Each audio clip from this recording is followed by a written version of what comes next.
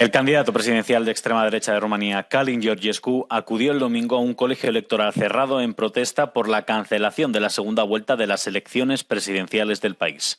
El máximo tribunal de Rumanía tomó una decisión sin precedentes de anular la primera vuelta de la votación, tras la información de los servicios de inteligencia que denunciaban una interferencia rusa en las redes sociales para promover al llamado Mesías de TikTok. El ascenso electoral de los herederos políticos del nazifascismo, así como de otras fuerzas de ultraderecha, que no comparten esos lazos históricos, pero sí ideas y programa electoral, está siendo una constante en los países de la Unión Europea a lo largo de toda la última década.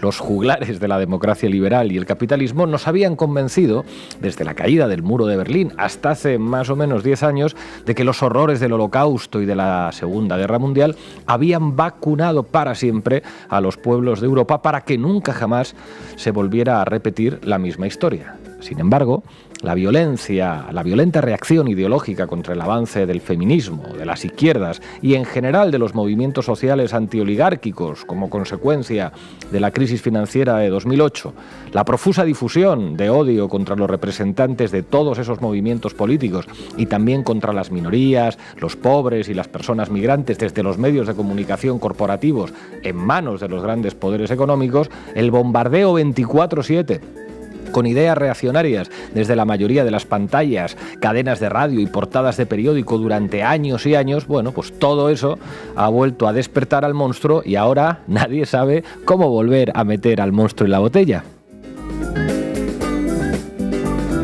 En Rumanía, sin ir más lejos, la Corte Constitucional acaba de anular la primera vuelta de las elecciones presidenciales y ha suspendido la segunda vuelta porque todo apunta a la victoria de un candidato ultraderechista aparentemente afín a Putin. Repetimos, el Poder Judicial ha suspendido las elecciones presidenciales en un país de la Unión Europea. No es una cosa pequeña. En un primer impulso, podríamos pensar que semejante golpe judicial a la separación de poderes más básica no está motivado por el hecho de que Călin Georgescu sea ultraderechista, sino por su cercanía a Rusia. Podríamos razonar que, tal y como se ha visto en el caso de Giorgia Meloni, la Unión Europea no tiene ningún problema con el fascismo siempre que éste acepte subordinarse a los intereses geoestratégicos de los Estados Unidos a través de la OTAN. Al fin y al cabo, nadie suspendió las elecciones italianas cuando la heredera política de Mussolini las ganó y la élite europea no ha tenido ningún problema para incluir a Meloni en todas las negociaciones importantes y en todas las fotos. Incluso el presidente español, Pedro Chuletón Sánchez, quien se reivindica fervorosamente progresista, fue a visitar a Roma a Giorgia Meloni para impulsar un pacto migratorio un tanto xenófobo y la llegó a llamar querida Giorgia en una rueda de prensa memorable. Podríamos señalar también la larga tradición alemana de llegar a acuerdos de gobierno entre la derecha conservadora, los socialdemócratas, los liberales e incluso los verdes, todo ello para evitar que alcance el poder el partido Alternativa por Alemania, afín también a Rusia y continuador directo del proyecto de los nazis. Siguiendo con la lógica, podríamos recordar que el partido de Macron llegó a establecer un frente republicano con la izquierda francesa en las últimas elecciones legislativas para evitar que los de Marine Le Pen, que llegaron incluso a financiarse a través de un banco ruso, fueran el grupo mayoritario en la Asamblea Nacional. En España podríamos razonar que, si el PP puede llegar a acuerdos de gobierno con Vox en las comunidades autónomas, es precisamente por la adscripción atlantista de los de Santiago Abascal. Sería incluso ligeramente tranquilizador para una parte de la población que esto fuera así como les estoy contando, y de hecho, reputados analistas de nuestro país han señalado repetidamente esta distinción entre la ultraderecha otanista, supuestamente más pragmática y más moderada, y la que no lo es para explicar alguna de las cosas que están ocurriendo. No todo está perdido, vendrían a argumentar estas voces que siempre señalan de forma positiva el mal menor. Es verdad que los fascistas están avanzando al galope, pero no son todos igual de malos. Con algunos incluso hasta se puede trabajar. Sin embargo, y más allá de lo enormemente peligroso que resulta la legitimación de este tipo de proyectos políticos de ultraderecha, el argumento, amigos, amigas y amigues, hace aguas.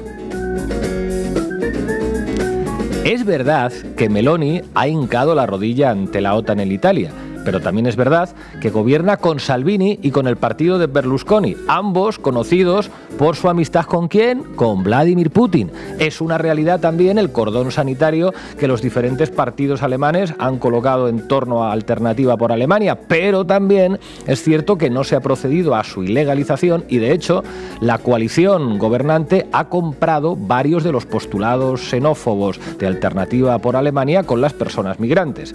No han dejado pasar a sus miembros, pero sí a buena parte de sus ideas. En Francia, por otra parte, después de conformar el Frente Republicano junto a la izquierda, el amigo Macron decidió vetar a sus compañeros de frente, que son la fuerza mayoritaria en la Asamblea, y se ha dado la mano con Le Pen para investir al fracasado Barnier. En España, por último, y aunque ahora Abascal se declare fervientemente otanista, no se puede olvidar que el lanzamiento de Vox estuvo financiado por oligarcas cercanos a Putin a través de la plataforma Hazte Oír. Los herederos políticos del franquismo en nuestro país son de la OTAN o de la Federación Rusa, según convenga. La prueba definitiva de que la distinción entre fascistas de tipo A y fascistas de tipo B no va más allá de un cuestionable desideratum es que, para la conformación de la nueva Comisión Europea hace apenas algunos días, los partidos sistémicos de la Unión Europea, los populares, los socialdemócratas, los liberales y los verdes, votaron a favor no solamente del comisario propuesto por Meloni, sino también del propuesto por Viktor Orbán, el máximo apoyo de un tal Vladimir Putin que está a la cabeza de un ejecutivo de la Unión Europea. En estos momentos, amigos, amigas y amigues, la élite europea ha demostrado en numerosas ocasiones que no tiene ningún problema para dejar entrar a los herederos del nazifascismo hasta la cocina de los gobiernos nacionales y también hasta la cocina de los órganos de gobierno de la Unión Europea. Del mismo modo que las grandes oligarquías y muchos gobiernos europeos apostaron por confraternizar con Hitler hasta que ya fue demasiado tarde, no parece haber ningún tipo de cordón sanitario contra la ultraderecha en pie al final de este año 2024, como ocurrió entonces, y con el añadido no menor de que la ultraderecha ocupa hoy también la Casa Blanca. La única oposición que puede hacer frente al horror tendrá que provenir sí o sí de la izquierda combativa y verdaderamente antifascista si no queremos que el manto de oscuridad cubra otra vez nuestro continente. Y hoy aquí, en La Base, vamos a tratar de explicar con datos y con rigor lo que está ocurriendo en un país del que rara vez se habla en los medios de comunicación, Rumanía. Bienvenidos y bienvenidas. La Base.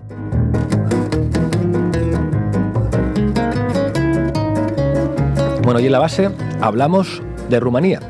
¿Qué nos traes, Zugasti? Pues vamos a ver por qué el Tribunal Constitucional de Rumanía ha dicho eso que decía Trump de stop the count y ha dejado sin segunda vuelta las presidenciales del país.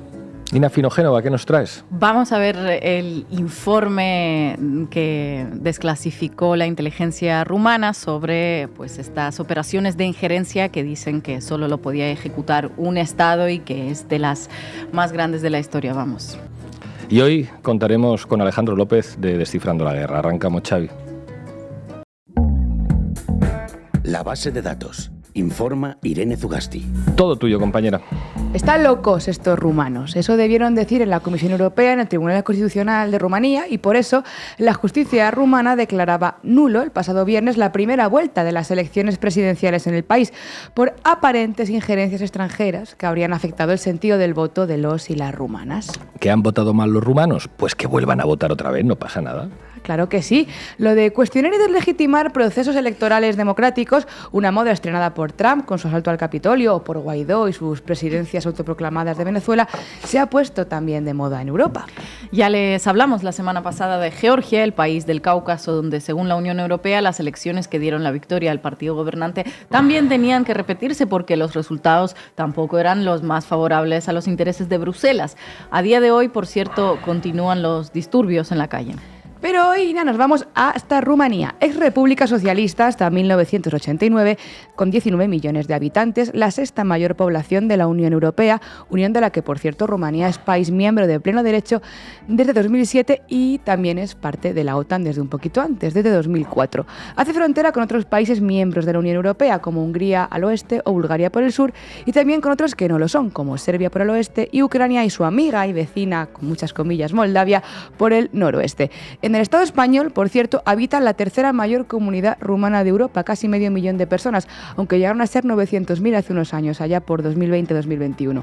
Su idioma, por cierto, es el único de origen romance de Europa Oriental. Ahora que no está Manu, que es filólogo, lo recordamos. El pasado de Rumanía, desde la caída del socialismo, ha sido otro clásico de las transiciones al libre mercado y la carrera hacia el europeísmo de los países del bloque oriental. Corrupción rampante, infraestructuras envejecidas, privatizaciones, desmantelamiento del Estado social, pobreza y, sobre todo, diáspora.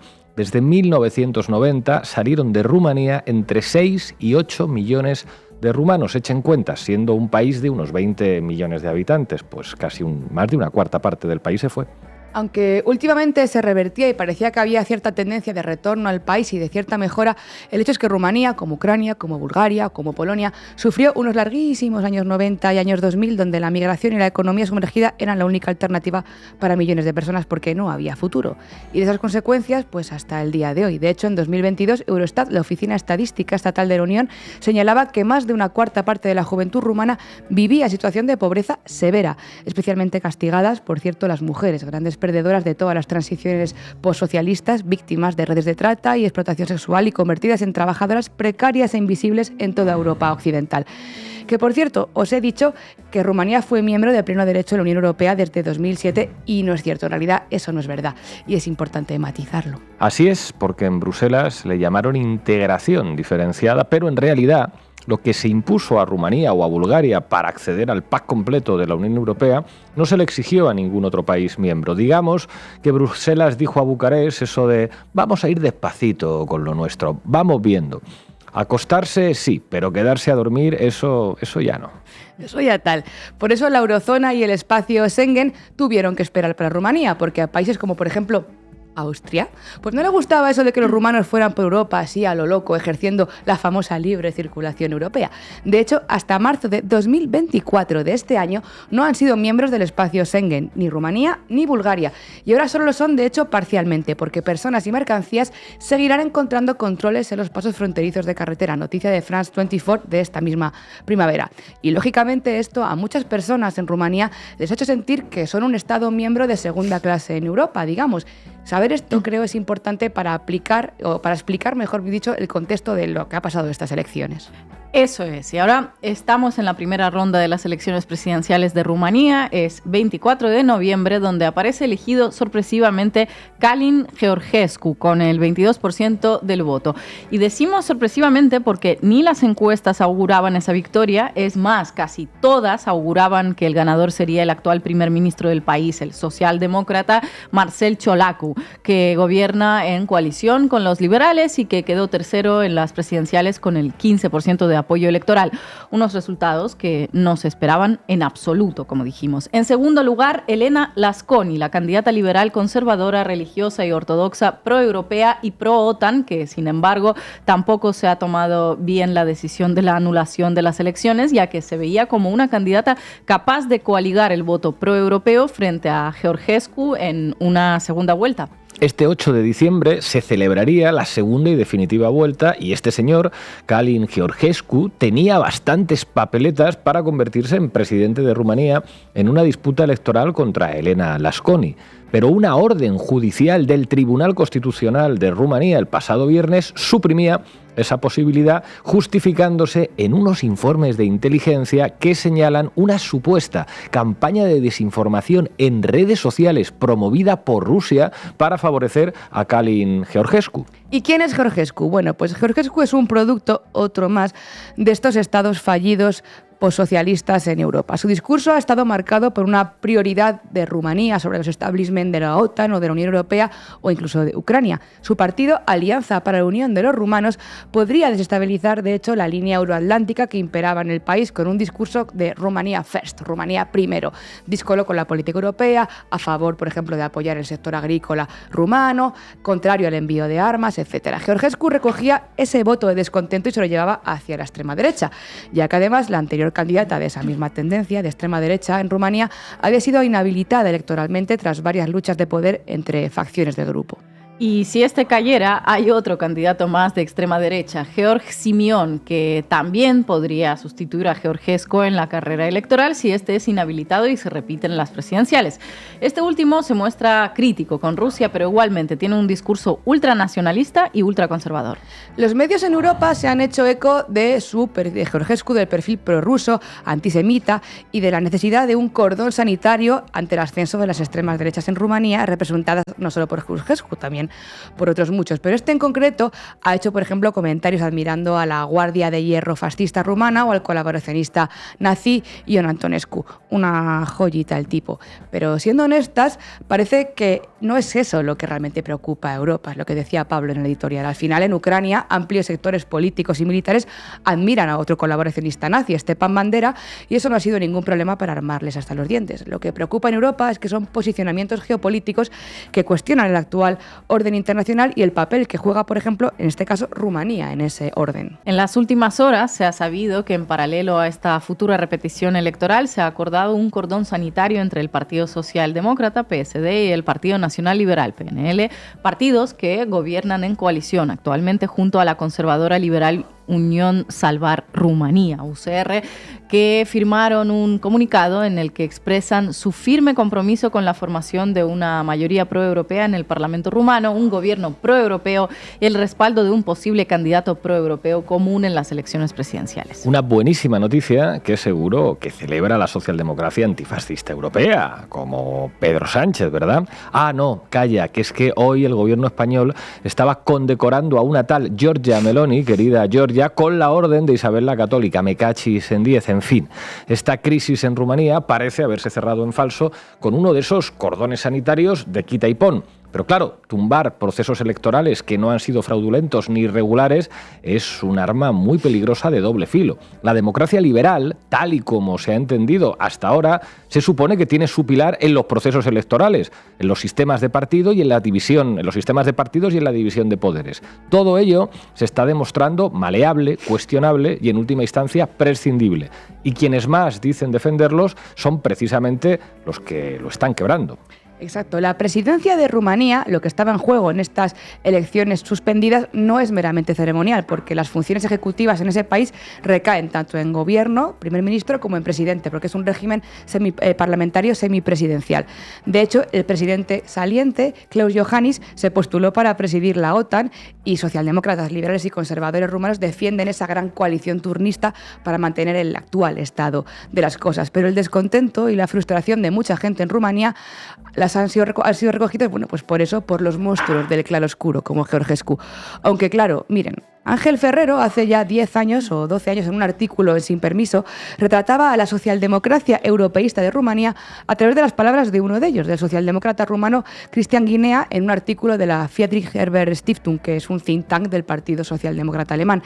Y hablaba en estos términos de los derechos laborales de las y los rumanos. Decía, el dumping social es lo mejor que pudo pasarle a los trabajadores rumanos en los últimos años. El dumping social, para quien no le suene nada, es trasladar empresas, deslocalizarlas a países donde es más barato sostenerlas. Vamos, que es un delito fiscal basado en la explotación y los bajos salarios de los trabajadores. bien traído. Y eso es lo que pasó en Rumanía con su integración en Europa. Sigo citando a este socialdemócrata. Dado que se trasladaron a Rumanía puestos de trabajo de empresas de Europa Occidental, naturalmente nos gustaría ganar tanto como la gente de Occidente, pero en realidad solo tenemos dos opciones. O bien nuestros actuales puestos de trabajo o ningún trabajo. ¿Qué se supone que tiene que hacer un rumano que quiera construir una buena sociedad? ¿Impedir el dumping social a fin de no poner en peligro puestos de trabajo en Occidente? No es el caso. Bueno, pues con socialdemócratas así no es de extrañar que lleguen los monstruos del claroscuro y recojan esa frustración y ese dolor, ¿verdad? Y que además utilicen a veces una nostalgia del socialismo pasado, pero vaciada de todos sus elementos socialistas, redistributivos, de justicia social, y lo transformen en algo profundamente reaccionario. Ahora bien, si hablamos de injerencias, como nos va a contar Ina, parece bastante injusto pensar que la panoplia de think tanks, fundaciones o medios favorables a los intereses de la OTAN o de la Unión Europea son menos injerencistas que estos otros, ¿no? Es bastante tramposo. Ya les hemos hablado muchas veces del papel, por ejemplo, de USAID en América Latina, aunque en ese caso ya saben, no es injerencia, es ayuda al desarrollo a cambio de instalar gobiernos favorables en el patio trasero de Estados Unidos. Para demostrarles lo tramposo de este escenario, vámonos brevemente con el país vecino de Rumanía, con Moldavia, también fronterizo con Ucrania, mucho más pequeñito, son 2,5 millones de habitantes, pero muy relevante actualmente en términos geopolíticos por su posición. En Moldavia, las últimas elecciones, hace muy poco, hace un mes, estuvieron ajustadísimas. Síganos en esta cronología de titulares, hoy que no está Manu para llevarlos al banquillo. Empezamos. Europa Press. Moldavia se juega su futuro en la Unión Europea en unas elecciones clave, marcadas por la injerencia rusa. El futuro del país exsoviético se encuentra en una encrucijada. Moldavia debe decidir si avanza en su camino hacia la Unión Europea o si, por el contrario, fortalece sus lazos con Moscú. Político. Moldavia advierte de actividades injerencistas prorrusas para las elecciones del próximo domingo. Y seguimos, porque resulta que ¿qué pasó? Que llega el día de las elecciones en Moldavia, que también era un plebiscito sobre la adhesión o no a la Unión Europea de Moldavia, y los resultados quedan muy ajustados. Casi empate entre ambos candidatos o entre ambas posiciones, si queremos creer que esa dicotomía mediática es tan simple, claro. La razón. Moldavia rechaza en un referéndum constitucional el ingreso en la Unión Europea. Los candidatos prorrusos han boicoteado la consulta en esta ex república soviética sometida a las injerencias de Putin. ¿Pero qué pasó? Bueno, pues que una vez recontado el voto moldavo exterior, que todavía no se había contado cuando salían estos titulares, la candidatura preeuropea se inclinó a su favor, porque los votos fuera de Moldavia eran votos tradicionalmente más proeuropeos. Así que las elecciones cambian y dan como ganadora a la candidata favorable a Bruselas. El Mundo. Vence por un estrecho margen el sí en el referéndum de Moldavia sobre la Unión Europea, eso sí, con la sombra de la injerencia rusa. Y podría leerles otros titulares, por ejemplo, Euronews, la presidenta de Moldavia gana, pero denuncia injerencias rusas en las elecciones a la presidencia. Maya Sandu gana las elecciones presidenciales, pero denuncia influencia de Moscú.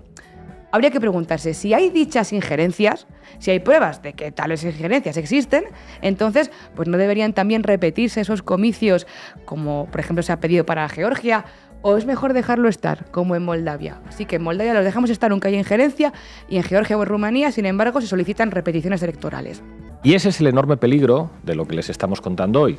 Si nada vale, todo vale, ¿verdad? Ese imperio del caos del que hablábamos el otro día citando a Rafael Poch es también esto, el derrumbe de la legitimidad de ese orden internacional y basado en normas donde quien pone reglas al juego no puede ser a la vez jugador, menos aún cuando para hacer trampas se recurre a los mismos o peores métodos que los que se supone que se están combatiendo.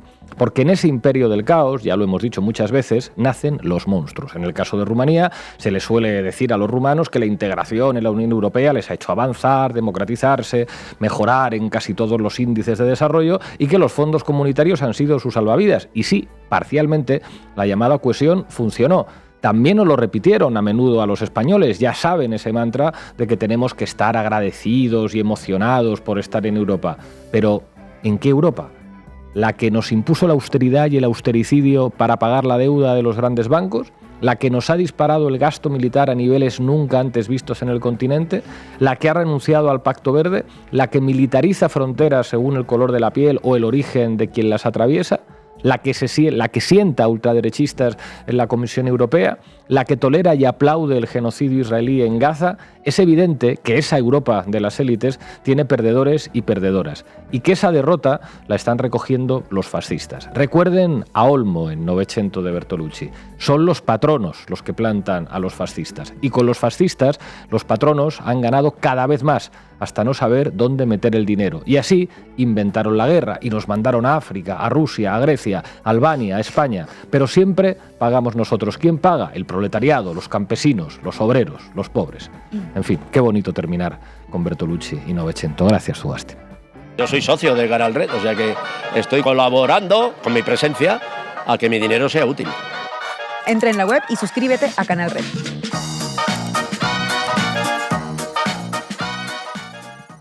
Hagan como Wyoming y suscríbanse a Canal Red.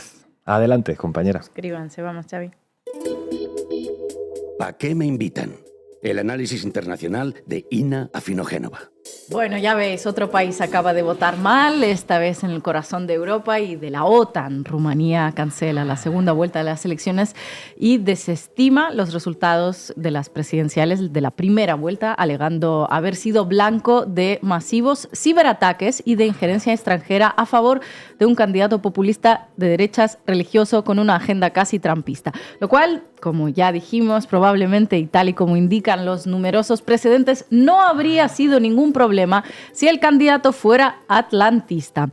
Calin Georgescu, que ganó en la primera vuelta de los comicios con algo más del 20% y unos 2 millones de votos, tiene otro problema más allá de ser un ultraderechista de manual. Lleva la letra escarlata, lo acusan de prorruso y también lo acusan de ganar las elecciones como resultado de una enorme campaña digital tramada y financiada desde Moscú. Vamos, que escribe en cirílico, como dicen algunos. Una acusación que autoriza a hacer borrón y cuenta nueva, borrar los resultados y empezar de cero.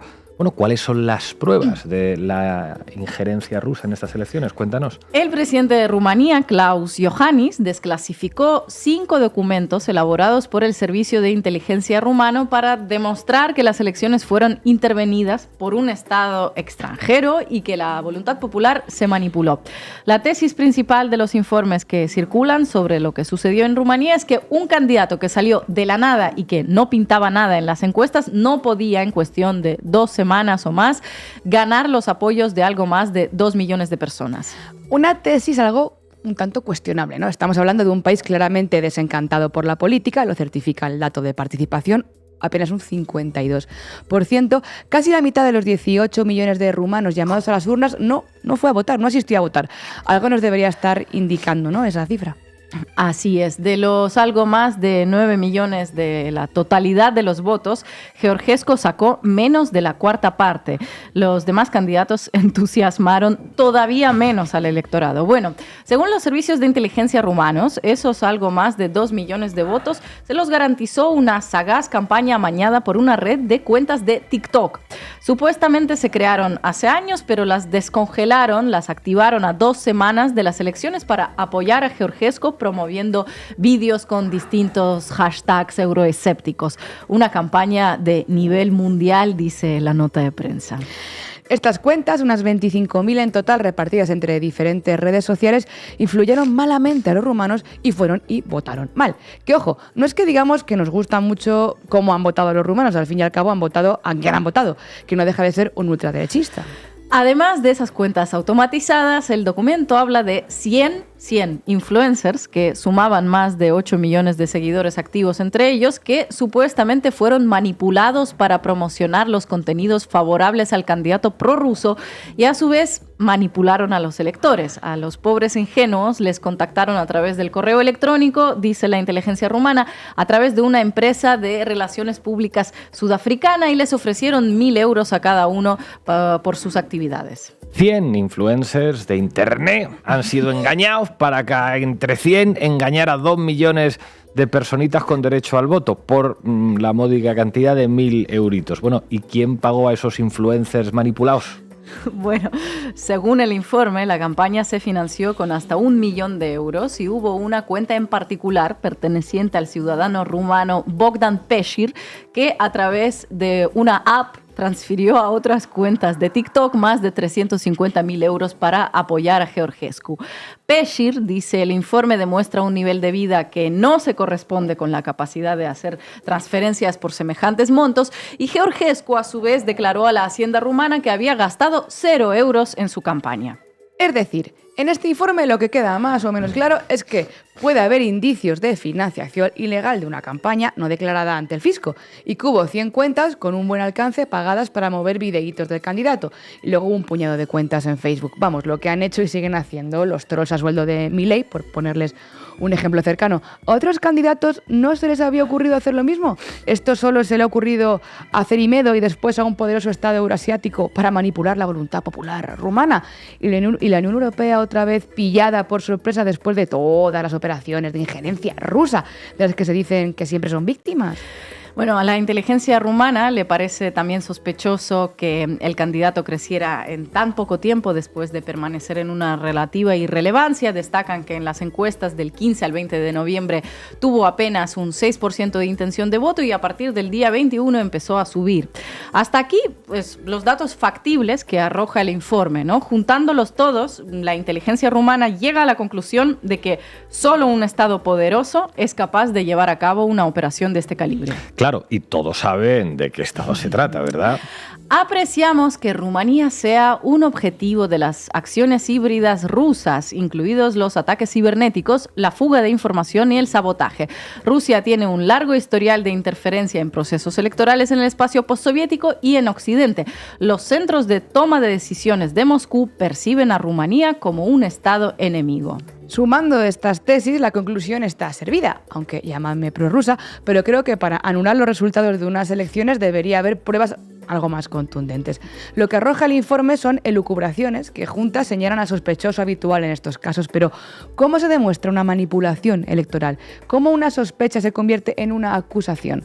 Con pruebas, ¿no? De pucherazos, de irregularidades en el recuento, de actas manipuladas, de máquinas rotas. De todo eso, pero aquí lo que tenemos son cuentas de TikTok, un candidato ultra con un lema al estilo Rumanía primero y un dinero opaco para promover esos videitos como el que están viendo. Y también un país claramente desencantado con la política tradicional en el que casi la mitad del padrón pasa de emitir su voto, ¿no? Y un país donde TikTok es la principal red social. Cuentan con más de 8 millones de usuarios activos. Todo un misterio. La decisión de un ultra de centrar su campaña en esta plataforma. En definitiva, estaría bien ver alguna que otra prueba más de esta injerencia, aunque creo que nos tendremos que conformar con lo que ya se ha desclasificado. Y con ello, una puede pensar que un tribunal de un país de la Unión Europea ha suspendido unas elecciones no por fraude electoral demostrado, sino por una supuesta campaña de desinformación. Una campaña de desinformación que embaucó a más de 2 millones de ingenuos que vivían en un remanso de paz y estabilidad, que esa es otra, el desencanto, el índice de abstención y el voto protesta, el que se vayan todos, que tiene a veces motivos mucho más mundanos y sobre todo mucho más variados, más allá de que pueda haber existido o no una injerencia a través de la financiación de estas cuentas.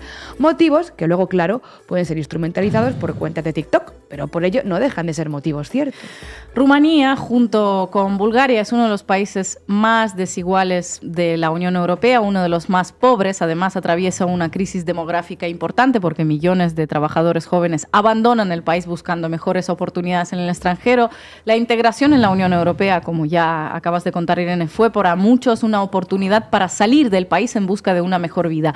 Más de una cuarta parte de los jóvenes vive en riesgo de pobreza y exclusión, revelaba Eurostat hace unos meses. El índice de la pobreza infantil es el más alto de Europa. Vamos, que hay suficientes argumentos para que la población no esté del todo entusiasmada y vote a un candidato disruptivo y populista como los que venimos viendo en los últimos años en todo el mundo, por mucho que se meta el Kremlin. Por mucho que se meta, no estamos frente a un remanso de estabilidad económica, ni social, ni política. Eso sí, geoestratégicamente es bien clave para los intereses que Ursula von der Leyen marca como prioritarios ahora mismo. Tiene una importancia enorme para la OTAN, en la que se integró en 2007 en una de las varias olas de expansión de la Alianza Atlántica hacia el este. Comparte 650 kilómetros de frontera con Ucrania, alberga el escudo de misiles de corto y mediano alcance Patriot y ha sido clave para garantizar el apoyo a Kiev a lo largo de estos años de guerra. Han enviado armamento, han permitido a Kiev exportar su grano a través de su puerto en el Mar Negro, a través de Constanza, y al parecer van a albergar en breve, en unos años, la mayor base militar de la OTAN en Europa. En marzo pasado se informó que la alianza invertirá unos 2.500 millones de euros en ampliar las instalaciones militares que alberga Rumanía en su puerto de Constanza, como dice Ina, en el Mar Negro, a unos 300 kilómetros de la ciudad ucraniana de Odesa. La base militar que se pretende construir allí contará con unas 3.000 hectáreas, albergará pistas para aviones de combate, hangares, depósitos de municiones. Básicamente se construirá una ciudad militar en las afueras de Constanza que alojará decenas de miles de soldados de la OTAN. Ahora mismo ya son alrededor de 70.000 los que están destacados ahí. Así superará en tamaño a la base alemana de Ramstein, que actualmente es de las más grandes en suelo europeo. Con estos planes a largo plazo, un candidato imprevisible, semidesconocido y con una agenda hecha a imagen y semejanza de la de Trump, pues claro, es todo un riesgo. Aunque la figura presidencial no es la más importante en Rumanía, es cierto que influye mucho, en particular en la política exterior. Y en la política exterior, lo que tiene que garantizar Bucarest ahora mismo es la subordinación absoluta a las decisiones de Bruselas y de la OTAN. Gasto militar, ayuda a Ucrania y suelo para albergar infraestructuras militares. ¿Quién sabe qué habría pasado con los resultados de las elecciones si Georgescu hubiera apalabrado todo esto?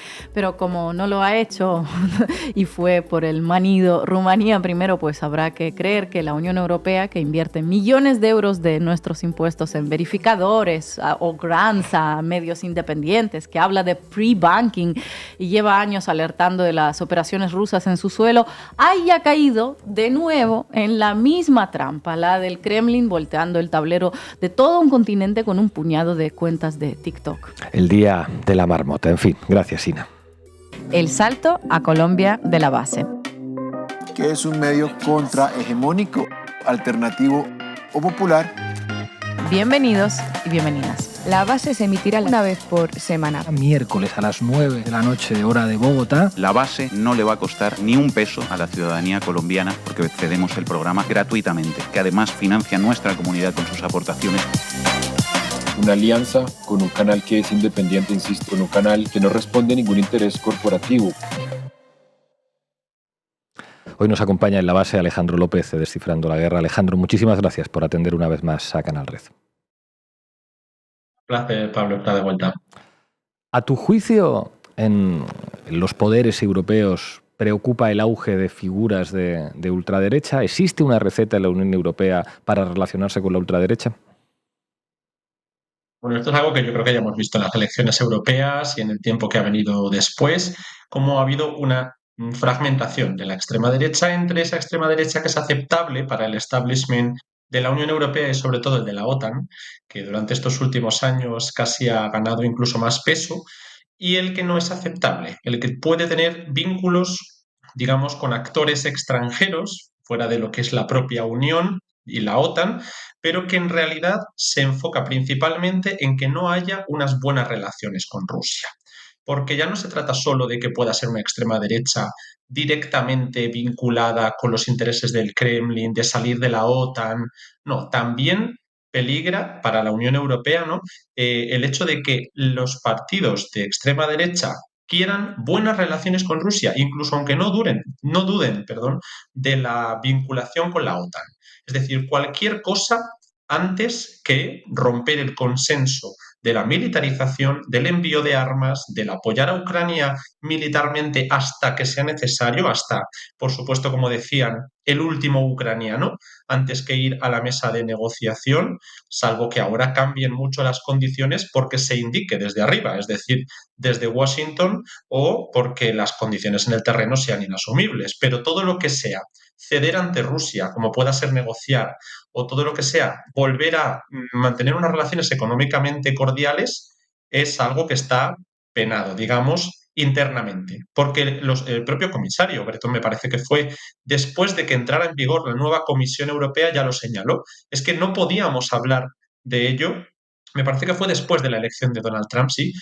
No se concebía ni siquiera hablar de las relaciones con Rusia, de negociar con Rusia, y ahora en 48 horas desde que ganó Donald Trump estamos ya planteándonoslo. Pero igualmente, cualquier candidato de extrema derecha no es igual. se ha tolerado, como habéis mencionado, a Giorgia Meloni y todo su grupo, incluso planteándose que puedan entrar en coaliciones para formar las instituciones europeas, y por supuesto que sus comisarios no son problema ni siquiera para que los socialdemócratas puedan votar a favor de esta comisión. Pero una persona más vinculada, como decíais, a sectores pues de negociación o de no involucrarse en una guerra, y ya está, como son Víctor Orbán, que ha hecho este semestre la presidencia del Consejo de la Unión Europea y ha sido pues bastante criticado por hacer esa visita a Moscú, por supuesto el caso de Calin Georgescu, que ha sido el más excéntrico de todos los casos, por lo que ha supuesto para las elecciones en Rumanía, ¿no? Pero podríamos estar dando ejemplos durante horas. Pues esos son intolerables, y si veis la prensa rumana, que es bastante cercana, igual que el establishment rumano, ¿no?, a los poderes de la OTAN y de Bruselas, están hablando del peligro para la democracia que puede suponer la victoria de este señor. ¿Qué tal, Alejandro? Hemos estado leyendo tus trabajos como experto en la región que eres, enhorabuena, por cierto, y te queríamos también preguntar un poco qué análisis haces ahora mismo del papel geopolítico que tiene la región, tanto Rumanía como sus relaciones de vecindad con Moldavia, el papel de Transnistria y cómo afecta todo esto en el conflicto con Ucrania. Sí, Rumanía es un país que ha estado fuertemente vinculado a estos poderes que he mencionado, ¿no?, la Unión Europea y la OTAN. De hecho, su presidente, Klaus Iohannis, es uno de los que pretendía ser el nuevo secretario general de la OTAN. Y esa persona era toda una institución en Rumanía, ya no solo a nivel de que la presidencia no es testimonial, sino que tiene sus poderes, pero es el que se ha encargado de solucionar todas las crisis políticas recientes en Rumanía, que no son pocas, porque era muy complicado poner de acuerdo a los partidos para gobernar, en torno a una gran coalición que, si ya ha sido polémico que ocurra una gran coalición en Alemania o era súper polémico en España, imaginaos ahora la súper gran coalición que van a montar socialdemócratas, conservadores, liberales, la minoría húngara, todo el mundo, con tal de que el único foco, programa de gobierno que hay común, siga siendo el apoyo a la OTAN, el apoyo a la Unión Europea, el apoyo a Ucrania y, por supuesto, el aspecto militar, no solamente el humanitario, que ese